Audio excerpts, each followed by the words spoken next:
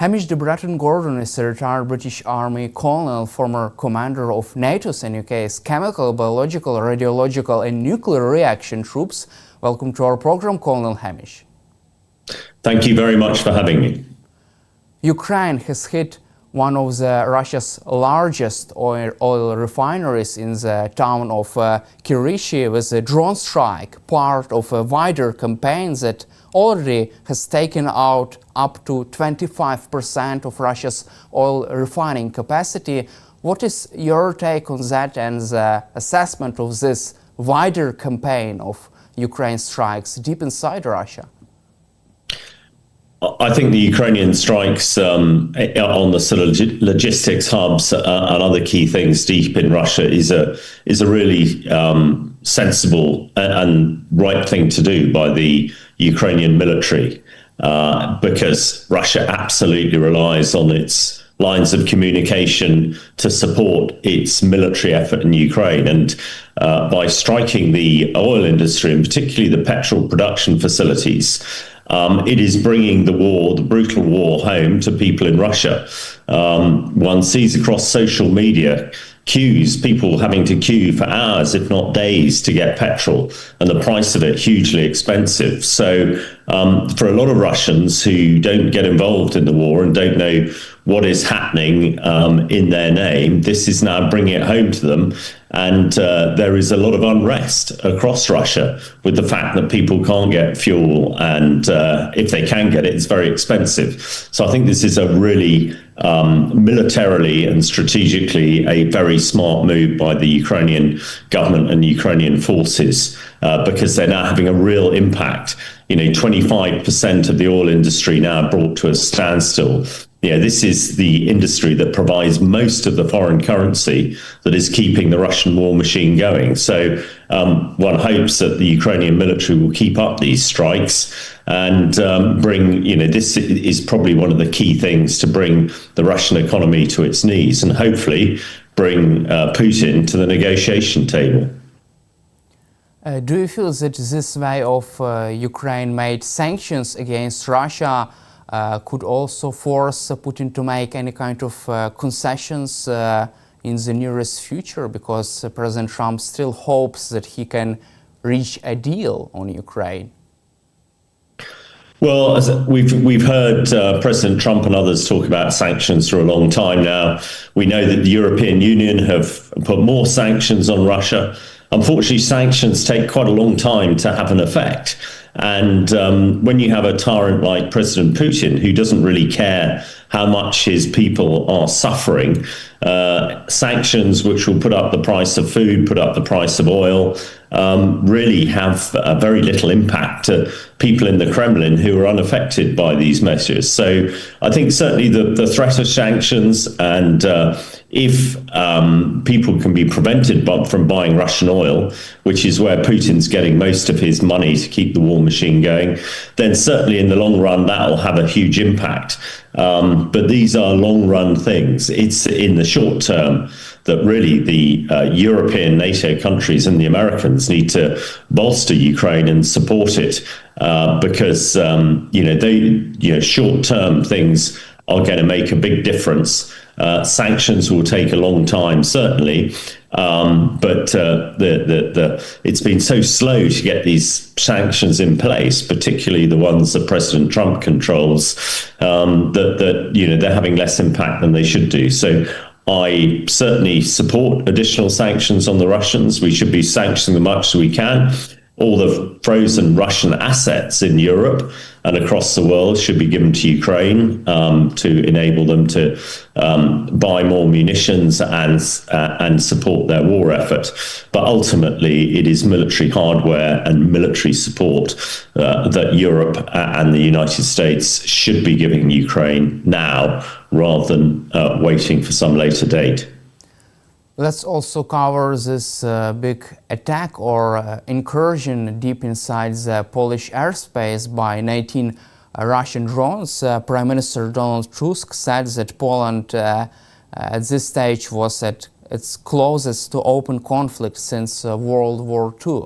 What is your assessment of this incursion into Polish airspace, and Was Vladimir Putin trying to test Polish resolve, NATO's resolve, and try to see how will NATO react and how will NATO's capabilities be engaged in this process?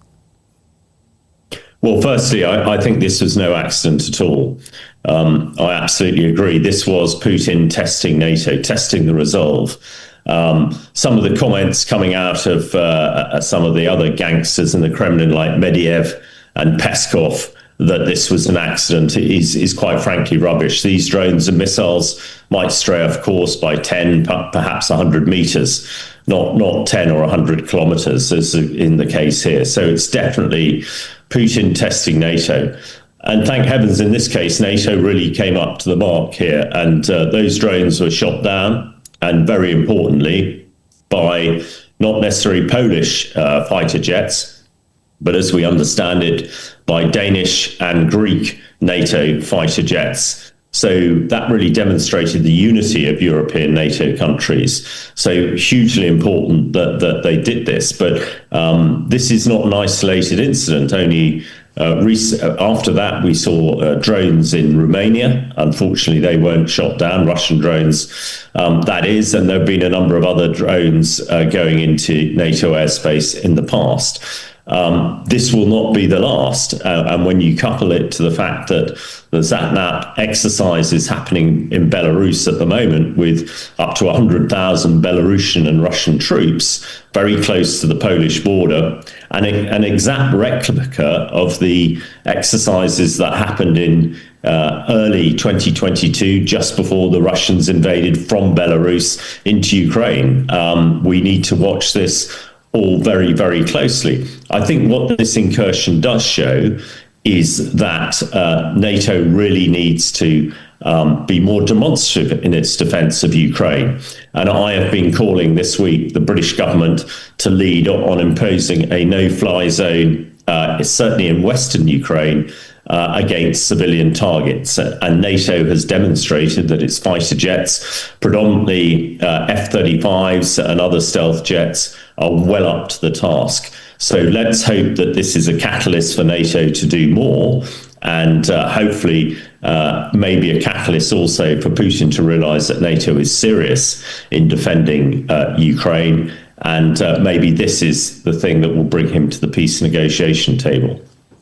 Do you feel that the representatives of so-called coalition of the willing could also begin this discussion on possibility of imposing a no-fly zone over Ukraine right now? Well, that is certainly the hope. And after the Russian drone incursion, NATO countries, including the United Kingdom, have moved fighter jets to Poland to help Poland protect their borders. But there is also, from what I understand, serious discussion going on in some of the European NATO headquarters about extending a no-fly zone into Ukraine. Now, this would not be necessarily a unique thing. I was in Iraq in 1991 when NATO imposed a no-fly zone of Saddam Hussein's Iraqi fighter jets that were trying to kill the Kurdish race off. That worked very effectively and the Kurds were saved.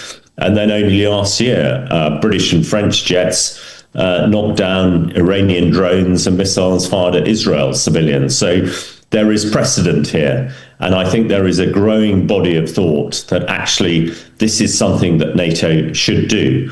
There is huge concern that it would mean that NATO jets and Russian jets coming up against each other. But I think this is comments by people who don't really understand the situation. The Russian Air Force, to me, is pretty much a spent entity. We have seen very little Russian fighter jet activity in Ukraine, and we know that Russian fighter jets, when they come up against stealth jets like the F-35s, are no match for them at all. And speaking to British fighter pilots and people expert in this area say that actually the F-35 jets are also not concerned by Russian air defense like the S-400s, as was demonstrated when the Americans attacked Iranian nuclear sites earlier on this year. So I think in practical terms, NATO could produce a very effective no-fly zone. That is to prevent Russian drones and missiles hitting civilian targets, which seems to be the main aim of the Russians at the moment, to attack civilians. And if that was in place, then we know that Russia is actually going backwards in a lot of areas on the front line in the Donbass, around Petrovsk and elsewhere at the moment. And, that is more likely to get Putin to the negotiation table, I expect, than any amount of sanctions or any amount of hot air coming out of Western capitals or Washington, D.C. But do you expect the US administration to also back this idea of a no-fly zone over Ukraine? Because there have been only discussions of about post-war security guarantees for Ukraine, but not about the possibility of closing Ukrainian sky before the fighting stops. I think most analysts like myself, and I think most people looking at this, are assuming that the Americans would not be involved in a European no-fly zone.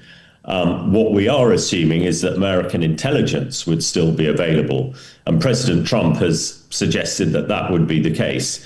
And European NATO fighter jets would require American intelligence to allow them to make sure that they can pick up these missiles and drones as early as possible and to neutralize them, shoot them down before they hit their target. So I think the working assumption is that the American fighter jets wouldn't be involved in any no-fly zone, but their intelligence support would be. And as you say, at the moment, there is only an American military guarantee once we have a ceasefire. And this no-fly zone would be before a ceasefire, I expect, but we were hoping it would be a catalyst leading to a ceasefire because, the Russians and particularly Putin would realize that they were really, to use the chess vernacular, would be in checkmate, as it were. Do you expect Vladimir Putin to conduct another so-called hybrid attack on NATO countries or another drone attack against Poland or other NATO members in the nearest future? Yes, I think the assumption is absolutely the Russians will carry on their activity. We know that they're conducting a lot of cyber attacks on various targets in Europe and elsewhere. We know that they're doing a number of sabotage attacks using their security service, their secret services. A lot have been stopped and interdicted, but this is the way the Russians operate. So I think the assumption is they will keep doing that. And they will keep doing that until they're convinced that NATO will react demonstrably against them, which is why it was so important that NATO did shoot down these Russian drones and missiles that were fired at Poland. But I think this is only the first shot, if you like, in this, and one expects the Russians to keep up the pressure and the attacks on NATO countries in Europe until there is some sort of ceasefire and peace deal being negotiated. Do you expect a ceasefire or any kind of peace deal to be reached this year or at the beginning of next year? What is your assessment of the current stage of so-called negotiations between US administration, Ukrainians and Russians? Well, I think at the moment that there is no prospect at all. President Putin has shown very clearly since the Alaska summit that he has no interest in peace at all, and is cracking on. And the attacks we've talked about really personify that position. I think the ambiguity coming out of the US in particular and some NATO countries have really exacerbated this and made it worse. It'll be very interesting to see what President Trump says while he's in the UK. This is a key aim of the British government, to try and get Trump to get off the fence, as it were, and be more proactive in trying to get Putin to the peace table. Because his Alaska summit and his meeting of European leaders shortly after that in Washington so far have really come to nothing. In fact, Putin has actually upped his activity, and we've seen more attacks in Ukraine since the Alaska summit than really we've seen before the summit. So, it had a negative effect, if you like. But it seems clear that a lot of the cards sit with President Trump at the moment, and what he decides to do. Allied to that, I think European countries are showing a much more unified front now. But I think we need to go a stage further, and a real demonstration of European NATO military power would be to provide a no-fly zone against civilian targets in Ukraine. I know the technical details have been discussed about this in military headquarters around Europe, but whether European politicians have the guts and the gumption to be able to put this in place, is not clear at the moment. We shall see. You just also mentioned about President Trump. President Trump on Saturday said that he will impose further sanctions on Russia only if all NATO countries place high tariffs on China and stop buying Russian oil. Is this a really new strategic move, or just an excuse to avoid placing sanctions? Because many experts say that this condition is almost certain not to be met, because such countries like Hungary and other European members of NATO, and also like Turkey, they are not going to stop buying Russian oil. Yes, this is a very strange statement coming out of the White House. It's one can see that most European countries might comply, certainly on the Russian oil perspective. But as you say, countries like Turkey and Hungary and some of the other European countries are highly unlikely to stop buying what is in effect very, very cheap hydrocarbons, which are probably helping their economy. And when it comes to tariffs on China, again, there is not the animosity, I think, in Europe between China that there is between the US and China. The US and China are the world's two superpowers who are trying to vie for position as the leading sort of commercial and business countries in the world. European countries that are just not involved in that. So you can't. I wouldn't expect, and I doubt that we'll see European countries putting huge tariffs on China. Perhaps if President Trump lifts the tariffs on European countries, then they might comply in some way. But unfortunately, I think this is a rather crude stalling tactic by President Trump to not sanction the Russians any more than he is at the moment. Let's also cover some interesting publications about Vladimir Putin's way of life. A British newspaper Times reported about the 3 bunkers Vladimir Putin is using to run his country. So Russian dictator Putin is running his country from a series of identical conference rooms, so-called bunkers, according to CIA sources, just to prevent anyone around the globe, prevent any country from identifying his locations. That's why he is running his country from 3 identical bunkers around Russia. What does this say about Vladimir Putin? Well, I think Putin is fixated by his own security and realizes that he is in the crosshairs, if you like, of probably an awful lot of people. And, they're not all outside Russia. I'm sure there are people in Russia who would like to see the end of Putin for all the destruction that he's done and the destruction he's done to the Russian economy. So it's very clear that his security is almost his main effort. We've seen a lot of air defense assets removed from the front line, protecting soldiers to protect his bunkers and his palaces around Russia. And if I put my military and strategic hat on, it makes a lot of sense to keep moving and going to different places.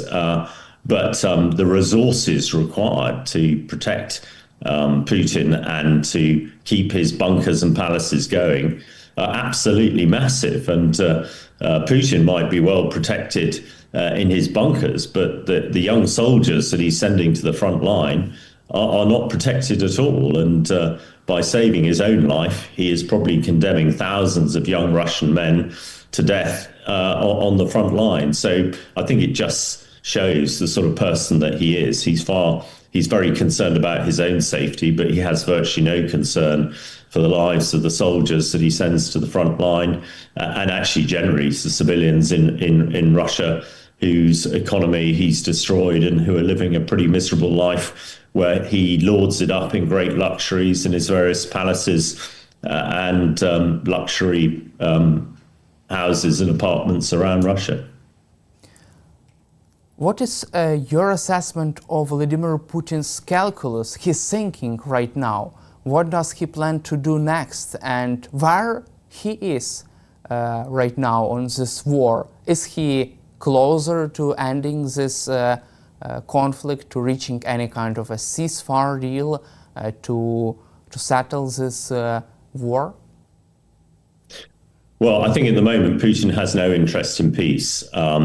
He very clearly stated his aims really over the last 4 or 5 years, and that was the complete subjugation of Ukraine and also the redrawing of the USSR, the Soviet Union boundaries, some of the old states, the Baltic states and elsewhere, that he thinks should be part of the Russian Federation. He said that so clearly to his people that anything less than that would be a failure. And Putin knows that Russian dictators who fail rarely collect their pension. So at the moment, with a still slightly disunited Europe and US, he keeps going. He's trying to persuade the Russian people that he is winning. But the million casualties so far and the thousands every week really don't back that up at all. And people in Russia are beginning to realize it.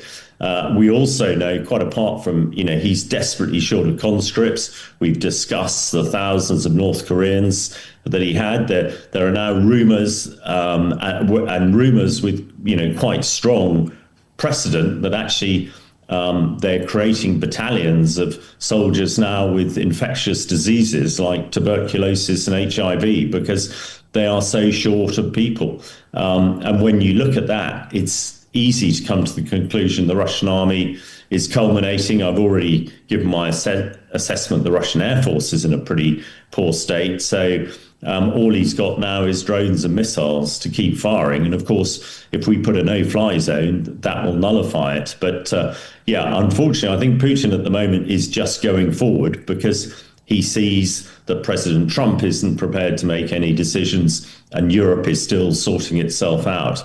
But it's coming to a realization that, we are at a stalemate, if you like, on the front lines. They haven't moved much at all. In fact, Ukraine's made a lot of progress in the last few weeks. But as Putin hunkers down in his various bunkers around Russia, he's pretty safe. It's not going to affect him. But he wants to keep going. He's still... his legacy as the new Tsar of Russia is something that's very important to him, and he doesn't care how many Russians have to die, to realize that. So I'm afraid at the moment, Putin is keeping on going, and it is only European NATO countries and the US who can support Ukraine to try and make sure that Putin realizes that it's completely futile to keep fighting. But at the moment, that we are not at that position, but let's hope that we will soon. There are many analysts, also many assessment about for how long can Russia sustain this war effort, for example, for 6, 12 months or for another years.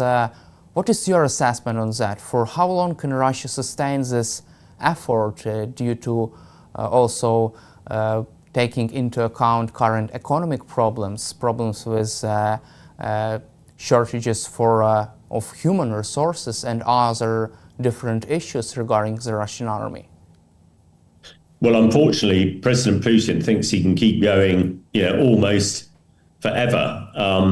It's difficult for us to understand, if this was the other way around, things would have stopped already. But as Putin doesn't care what he does to Russia, He doesn't care if people can't afford to buy basics like potatoes to eat.